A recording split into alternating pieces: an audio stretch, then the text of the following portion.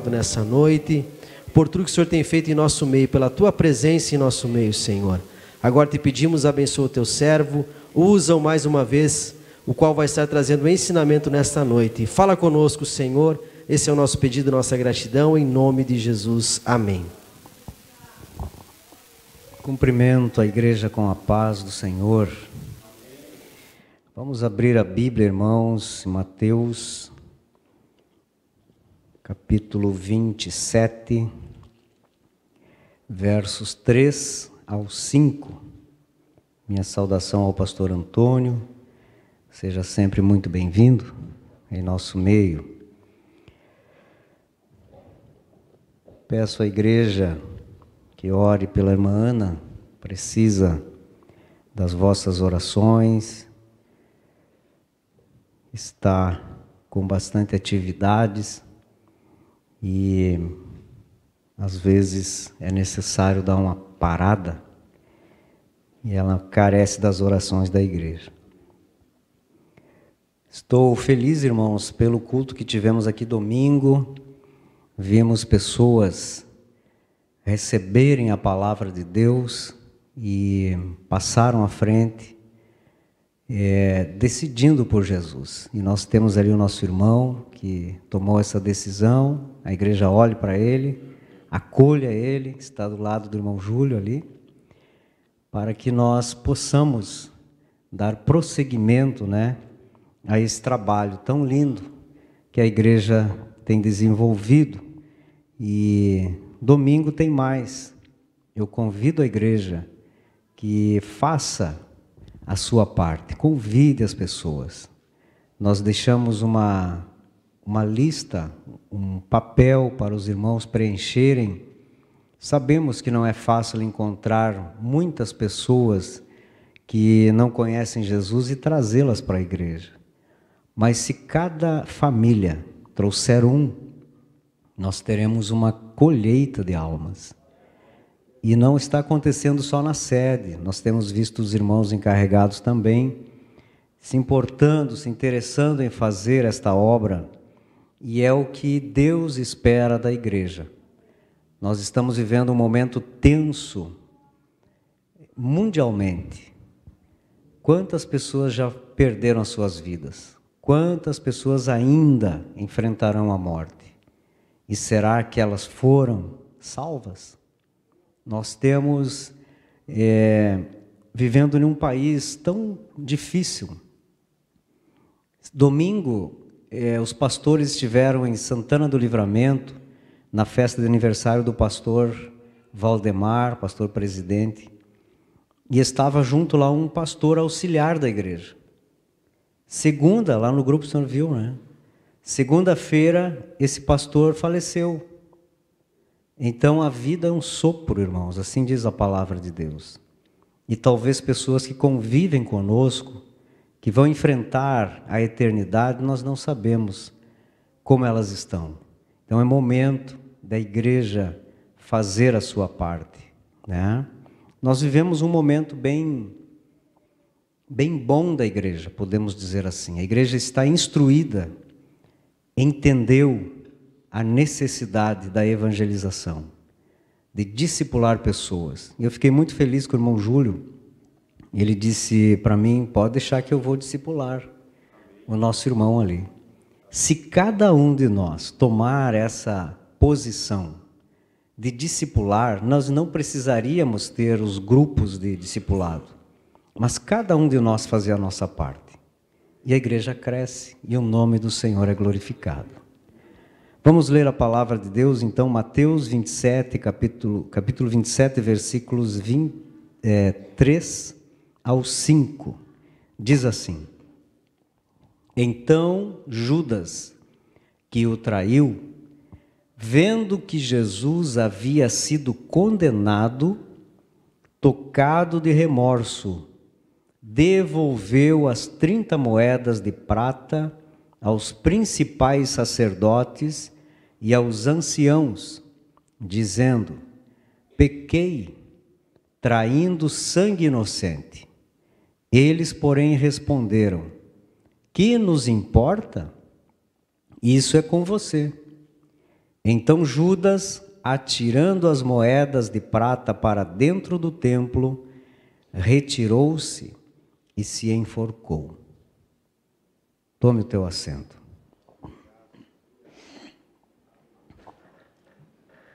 Queridos irmãos, esse texto embasa o que eu pretendo aqui falar. Não quero falar exatamente sobre a traição de Jesus, mas falar sobre este homem chamado Judas. O seu nome vem da origem Judá, o quinto filho de Jacó, e tem a sua tradução como louvado, ou louvor, ou abençoado. Esse nome era muito usado naquela época, mas chegou ao Ocidente esse nome já com essa marca, Judas o traidor. Mas tem um motivo para ele ser um traidor, e nós vamos estudar junto aqui. Nós não temos muitas informações sobre como Judas se aproximou de Cristo. Mas provavelmente, assim como as multidões, talvez na beira do mar da Galileia, ou em alguma sinagoga, ele foi ouvir o Mestre, foi ouvir Jesus, e foi ficando, se aproximando, assim como a multidão se aproximava de Jesus. E, ao ouvir Jesus, ele foi se convencendo de que ali ele teria algum benefício. Aquele homem falava aquilo que as pessoas gostavam de ouvir, queriam ouvir, principalmente quando Jesus confrontava os fariseus e os saduceus. E o povo foi se aproximando de Jesus. E Judas era um homem talentoso. Judas era um homem que tinha um potencial, era inteligente. Judas entendeu que estar junto daquele homem, próximo, ele teria benefícios, talvez estivesse junto quando o reino que Jesus chegou para instaurar, ele pudesse ter um cargo naquele novo reino. Ele entendia, assim como os demais discípulos, que Jesus iria levantar uma revolução, depor os romanos e assumir o poder. E quem estaria próximo teria a oportunidade de auxiliá-lo nesse novo reino.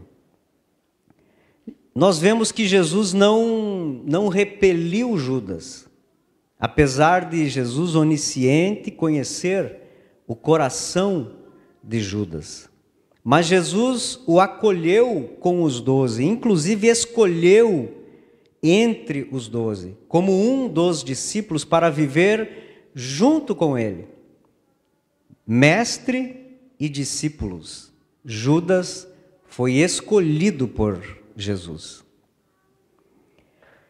Ele andou com Jesus, mas se perdeu no final. Nós vimos aqui. De que adianta se nós andarmos com Jesus, se nós conhecermos os passos de Jesus, se nós aceitarmos, nos convencermos que Jesus é bom, mas no final acontecer conosco o que aconteceu com Judas, não resolveria nada. Mas vamos entender aqui. Ele realizou o ministério junto com os demais discípulos.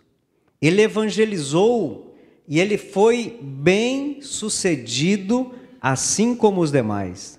Se nós lermos a palavra, nós vamos encontrar isso.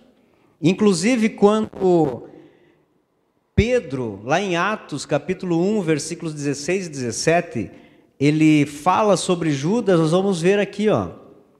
Ele fala o seguinte: irmãos, era necessário que se cumprisse a escritura que o Espírito Santo predisse pela boca de Davi, a respeito de Judas, que foi o guia daqueles que prenderam Jesus. E o 17 diz assim: ele era um dos nossos e teve parte neste ministério. Judas, assim como os demais, foi muito bem sucedido. Aquilo que Jesus mandou fazer, Judas fez juntamente com os demais. Ele não era diferente, até porque alguns teólogos dizem que Jesus, mesmo sabendo, ele não permitiu que os demais discípulos soubessem do desvio de caráter de Judas, porque ele teria que enfrentar Pedro, que por menos do que isso ele tirou a orelha, cortou a orelha de Malco. Teria que enfrentar também os filhos do trovão, que eles não eram homens pacíficos, mas eram homens que tomavam atitude, tinham atitudes. Mas o que faltou para Judas, irmãos? Vamos acompanhar como age alguém que não nasceu de novo, mas vive no meio cristão. Esse era Judas. Não era um homem regenerado. Jesus via a batalha no coração de Judas. Eu creio que Jesus deu todas as oportunidades a Judas mudar, se arrepender, realmente entregar a sua vida a Deus. Jesus via isso. Ele lutava entre o orgulho e o serviço a Deus. Ele cria que Jesus era o Messias, e ele tinha alegria de participar de tudo o que estava acontecendo. Mas lá dentro, ele não era um daqueles discípulos que realmente haviam deixado tudo para trás para seguir Jesus de todo o coração. Judas não fez isso. Ele estava ali com um propósito, para tentar encontrar alguns benefícios. Mas Jesus também sabia que o amor de Judas era aquele amor momentâneo. Era um amor por um tempo, pois ele havia se convencido da verdade. É muito fácil nós nos convencermos da verdade.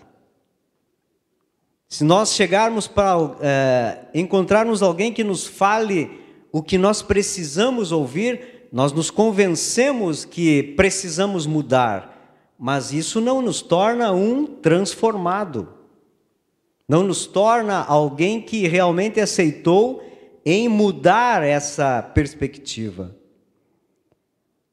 Quando a verdade não converte o coração, ela o endurece. Nós podemos ver muitas pessoas, até em nós isso tende a acontecer porque nós somos humanos, somos pecadores. A verdade ela vem, nós entendemos a verdade, mas não nos convertemos a viver aquela verdade. E então o coração endurece e nós continuamos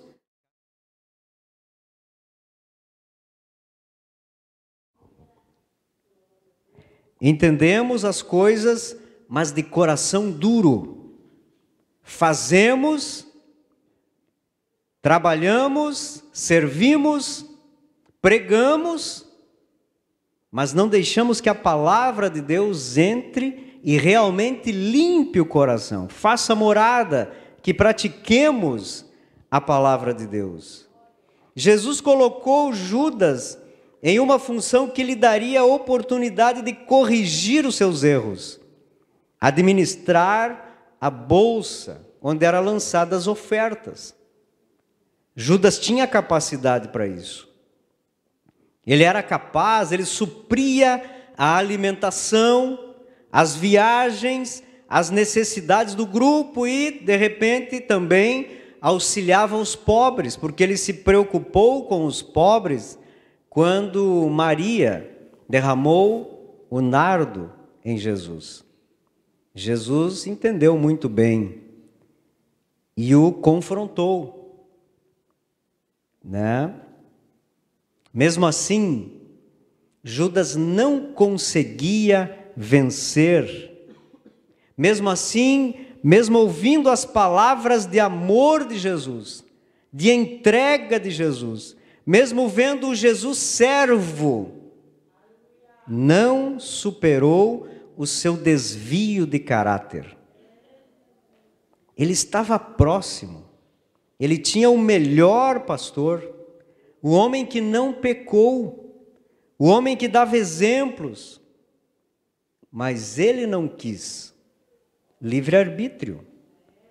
Ele tinha o poder de escolha. Jesus fez o que era necessário, e se Judas soubesse o plano de Deus para a sua vida, ele teria se esforçado mais.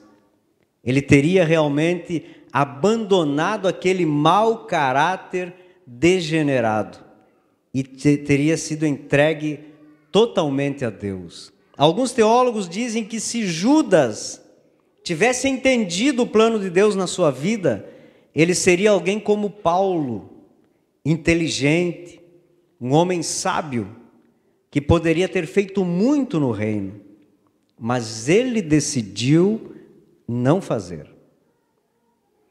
Em certa ocasião, Jesus, cheio de amor, respondeu a Pedro, lá em João 6, e o verso 70 e 71. Jesus disse: não é fato que eu escolhi vocês, os 12, Judas estava junto e foi escolhido por Cristo, mas um de vocês é um diabo. Ele se referia a Judas, filho de Simão Iscariotes, porque este, sendo um dos 12, era quem o haveria de trair. Jesus sabia quem era Judas, mas estava dando oportunidade. Ele teve muitas oportunidades de entregar seu coração por completo a Deus, porque Jesus não excluiu ele do grupo. Jesus nunca o desmascarou. Jesus nunca jogou a fraqueza de Judas em rosto. Jesus conhece o nosso coração, sabe das nossas fraquezas, mas Ele usa a palavra de Deus para nos alertar. Ele não joga nada em rosto, para nos dar a oportunidade de nós não nos afastarmos dele. Mas no momento em que Jesus confrontou Judas por causa do nardo, Judas se estressou com Jesus. E então ele foi e vendeu Jesus. Aí ele colocou para fora aquilo que ele realmente era. Jesus sempre oportuniza o homem a vencer as suas fraquezas. Ele sempre dá oportunidade. Judas não quis viver para a glória de Deus. E no pacto da traição, Lucas registra o seguinte, lá em Lucas 22 e 3. Satanás entrou em Judas. Em algumas outras versões diz Satanás entrou no coração de Judas. Veja bem, irmãos, quando a pessoa anda com Jesus, conhece o Evangelho, faz a obra, tem ministério, tem dons, tem talentos, mas permite que o diabo entre na sua vida. Permite que o diabo tome o poder de decisão da sua vida. Judas chegou a esse ponto. E aí entendemos que isso não foi repentinamente. O pecado, ele não acontece instantaneamente. O crente não tem condições de sair do culto, está tudo bem, está fiel a Deus, tem comunhão com Deus, sair do culto e dizer eu vou pecar. Deus não permite isso. mas isso é uma construção, é devagar, é uma preparação, é um tempo, tem um contexto, tem um planejamento, porque o diabo ele não consegue nos fazer pecar, ele não tem o poder de nos mandar pecar. O diabo só apresenta as tentações e o homem que peca. Judas tinha toda condição de não fazer o que fez, mas deu ouvidos ao diabo, permitiu que o diabo entrasse nele, e então entregou Jesus. Entendemos que o amor foi dando lugar ao desprezo. Ele olhava para Jesus no início, e ele entendia que aquele homem seria útil para o povo de Israel.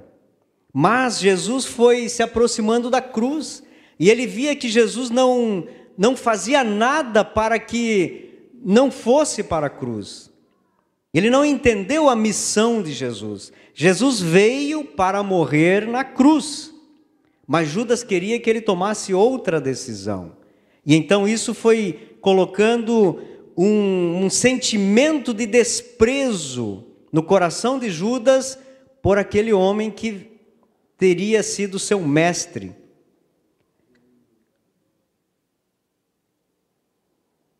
E Jesus diz para ele lá na ceia: o que você pretende fazer, faça depressa. Ele já tinha definido o que ele queria fazer. Ele já tinha tomado a sua decisão. Ele faria, de uma forma ou de outra, só precisava de um empurrãozinho, e Jesus fez isso. Disse Jesus após lhe lavar os pés e lhe dar um bocado do pão que simbolizava o seu corpo. Imagina Jesus pegando a bacia, cingindo, pegando uma toalha e lavando os pés de Judas, sabendo que o iria trair. Sabendo Jesus que fez de tudo por Judas, mas ele não quis.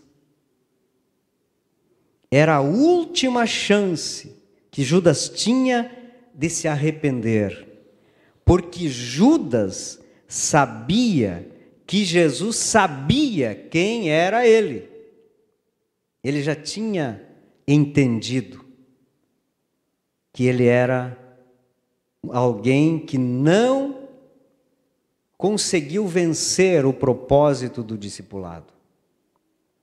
Irmãos, as atitudes de Judas nos levam para um único caminho: entender que Judas, este homem que andou com Jesus, não era um crente regenerado, não havia nascido de novo, ele apenas se acostumou com a vida cristã, se convenceu a andar com Jesus e com os demais discípulos, e inclusive ele foi útil ministerialmente. Nicodemos ouviu esta verdade de Jesus. Em João 3:3, Jesus respondeu a Nicodemos: em verdade eu lhe digo que se alguém não nascer de novo, não pode ver o reino de Deus. Judas queria ver um reino terreno, um rei, um imperador, um governante na terra, mas ele não via o que Jesus queria que ele visse, que era o reino que dos céus desceu à terra, e estava ali Jesus para implantar este reino no coração do homem. Ele fechou o coração para o reino de Deus, mas o manteve aberto para as coisas daqui. Ver o reino de Deus ou entrar no reino de Deus é possível ao homem que nasce de novo, que tem um encontro com Deus. O novo nascimento dentro da doutrina da salvação é regeneração. O homem que é regenerado, que permite o Espírito Santo colocar dentro dele uma nova natureza, e ele viver para a glória de Deus Pai. Regeneração é ser formado uma nova criatura pelo Espírito Santo. E essa nova criatura não é mais criação apenas de Deus, não é só criatura, ele passa a ser filho de Deus. E filho tem acesso às coisas do Pai. Filho tem acesso ao reino de Deus. Filho entra no reino de Deus. Mesmo o reino estando nos céus, ele tem aqui os seus representantes. E este filho, ele quando entra para o reino, quando ele é regenerado, ele não vê a igreja como algo momentâneo, como algo material, mas ele vê a igreja como o reino de Deus. Ele consegue ver aos olhos, com os olhos espirituais, e não apenas com os olhos carnais. A visão do homem regenerado, ela é diferenciada, pois agora ele não olha mais de fora para dentro, ele está dentro. O homem lá fora, ele olha para a igreja e vê o amor, a compreensão, o carinho, a comunhão entre os irmãos. Mas quando ele não entrega o seu caminho ao Senhor, o seu coração a Deus, ele pode até vir aqui para dentro e ver estas coisas, mas ele vê de fora para dentro, porque ele não consegue sentir o que nós sentimos. Mas no momento em que ele entrega totalmente a sua vida a Deus, as coisas deste mundo já não são mais prioridades para ele. Ele quer viver esse novo amor, o amor, o primeiro amor.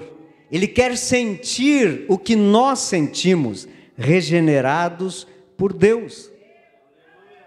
A vida cristã de uma pessoa que não nasceu de novo, ela é semelhante à vida de Judas. E, infelizmente, nós temos muitos, dentro da igreja, até no ministério nós temos, isso é bíblico. A igreja universal, ela não é visível. A igreja universal de Jesus Cristo, ela é invisível. Só Jesus sabe. Só Deus sabe. Assim como nós olhamos para o joio e o trigo, aquele que conhece a planta, ele sabe discernir quem é joio, o que é joio e o que é trigo. Assim, Deus olha para a igreja e ele sabe quem é joio, quem é trigo, quem é homem espiritual, quem é homem carnal.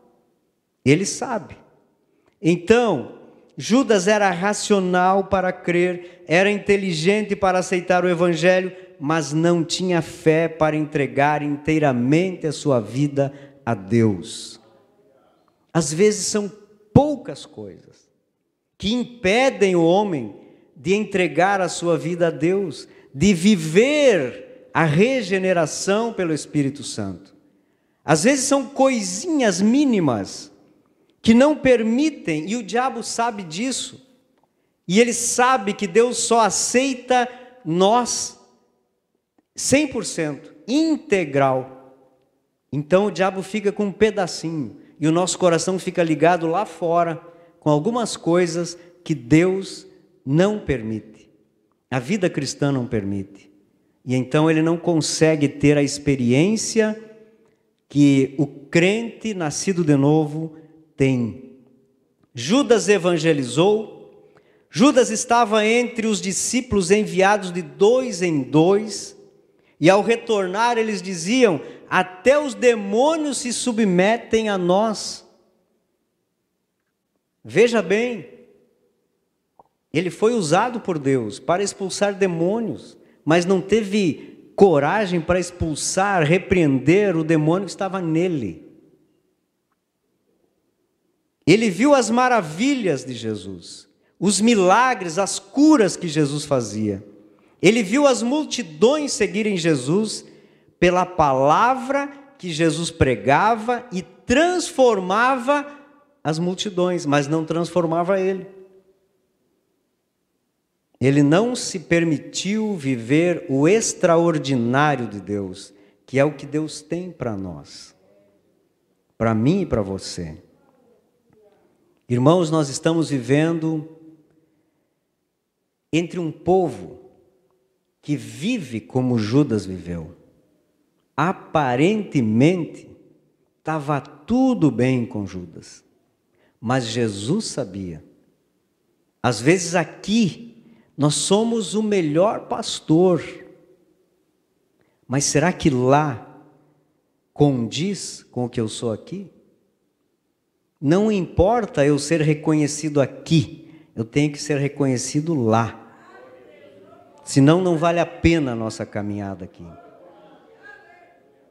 Pessoas que não podem ver o reino de Deus, não podem entrar no reino, porque reino de Deus é para aqueles nascidos de novo, aqueles que deixaram a vida de pecado para trás, aqueles que aceitaram o desafio da vida cristã, aqueles que frutificam para a glória de Deus. Toda pessoa que nasce de novo, ele vive em novidade de vida. Não é a mesma coisa. Antigamente, as pessoas aceitavam Jesus e eram transformadas pelo Evangelho. Hoje, são reformadas, são convencidas.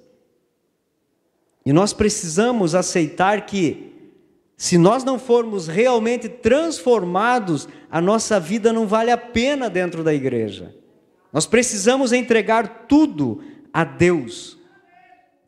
Aquele que vence o seu próprio eu, que domina a sua natureza pecaminosa e se deixa transformar pela limpeza da palavra, consegue enxergar o reino de Deus pelos olhos da fé.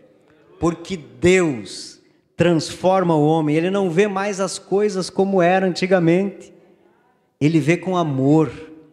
Hoje eu conversava com o irmão, ele dizia, antigamente eu não tinha esse amor que eu tenho pelas almas, eu olhava assim, não quer Jesus? Pronto, não quer, mas hoje eu quero pregar para essa pessoa que ele se convença que Jesus é o melhor caminho.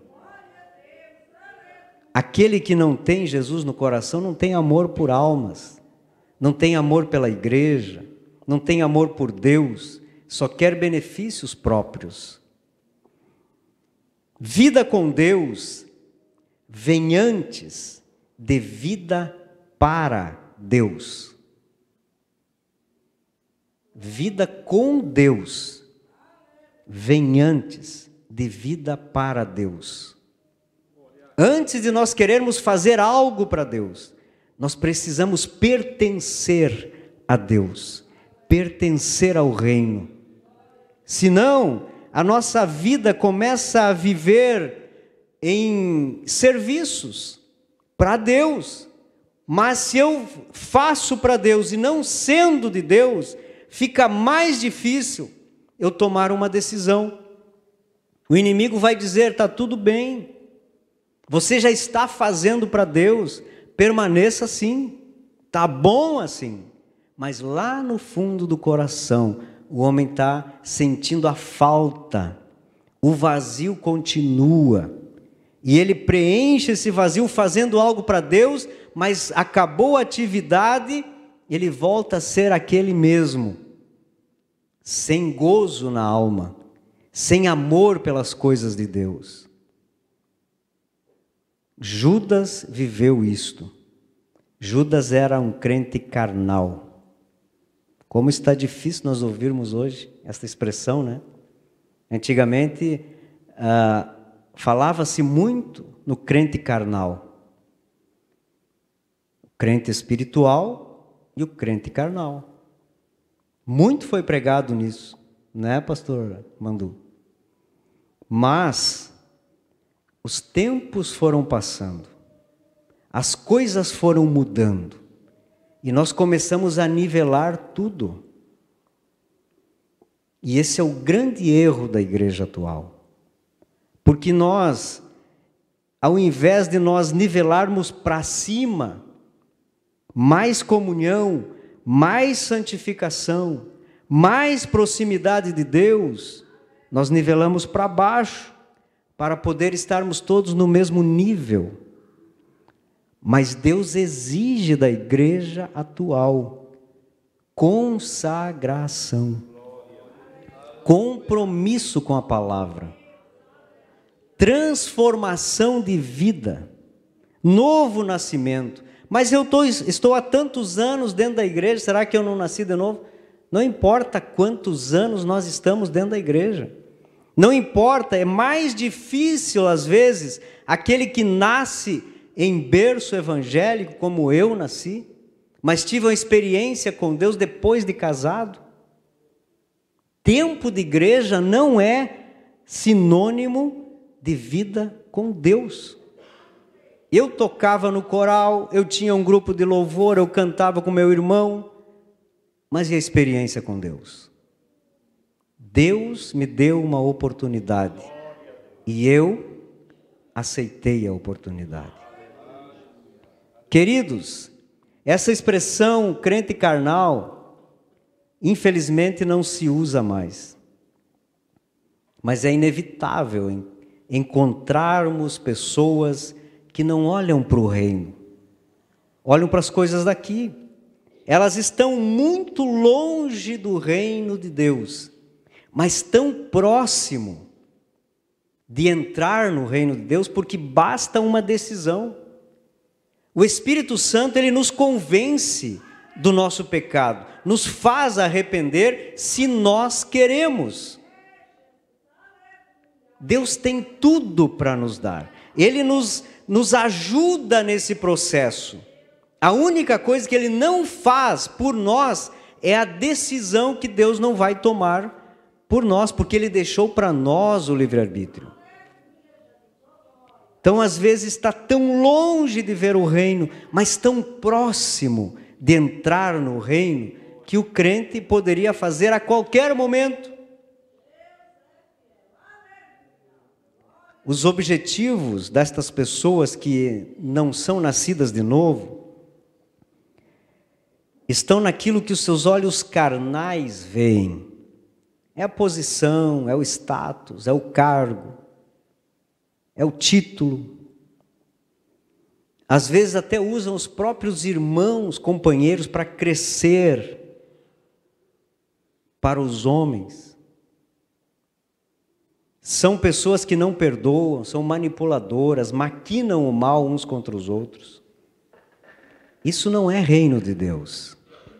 No reino de Deus não há essas coisas.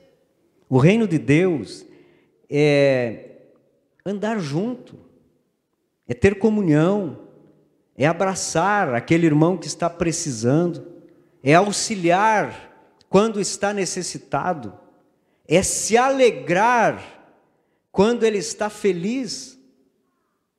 Ainda hoje eu ouvi aqui alguém dizendo, se um crente abrir a barbearia, os crentes não vão na barbearia do irmão.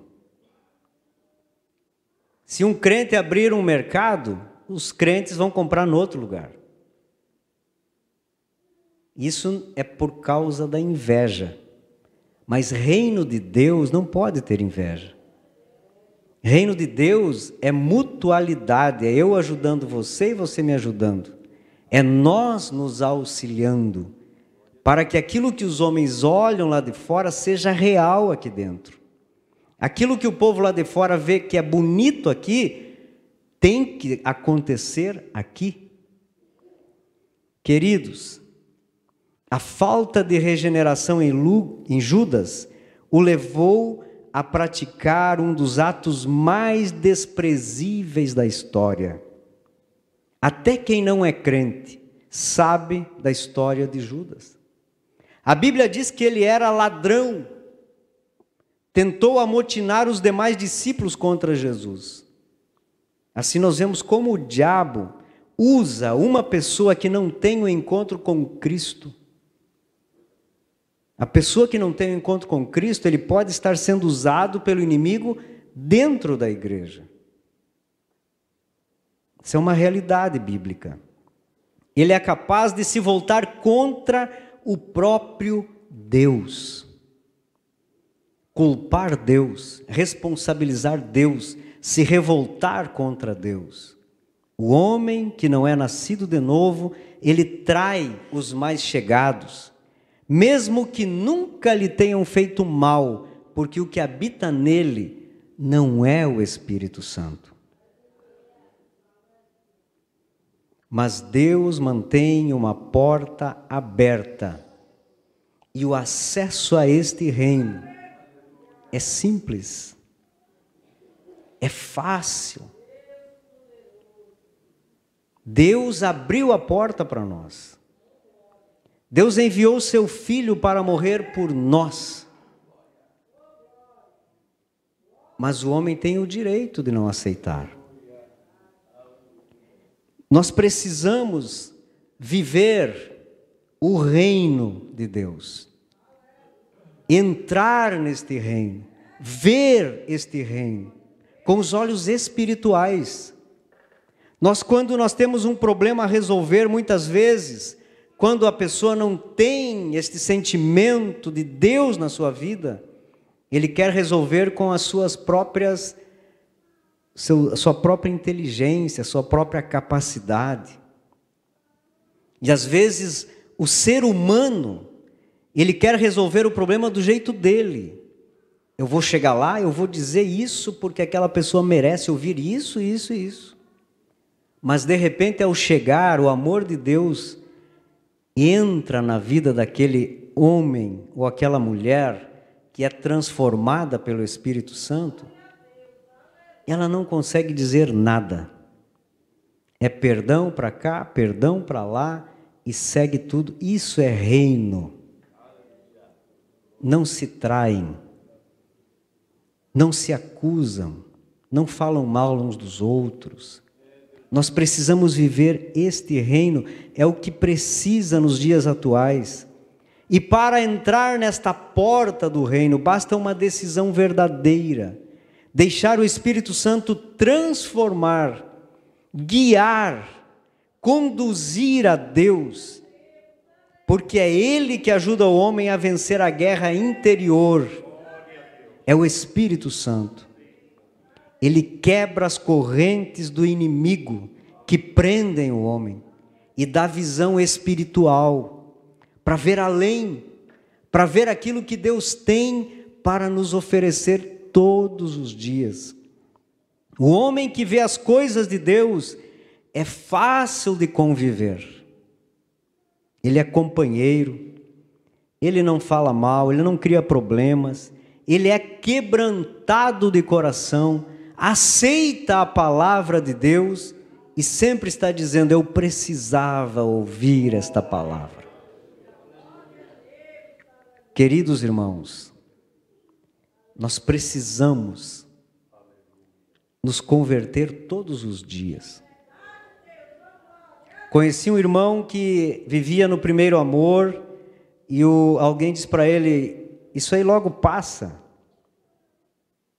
Isso é o primeiro amor, daqui um pouquinho você vai botar os pés no chão, tu vai ver que não é bem assim.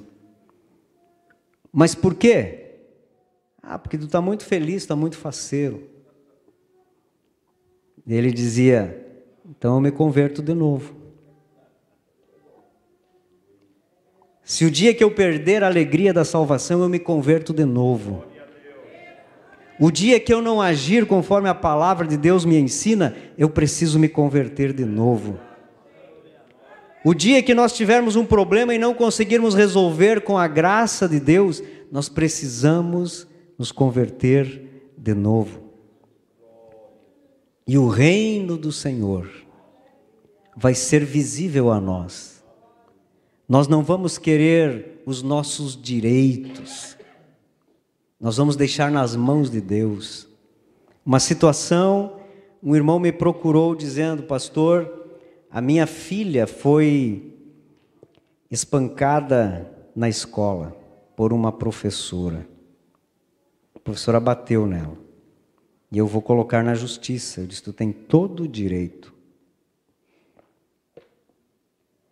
No outro dia ele voltou e disse, eu não vou mais colocar, porque não é, crente não faz isso.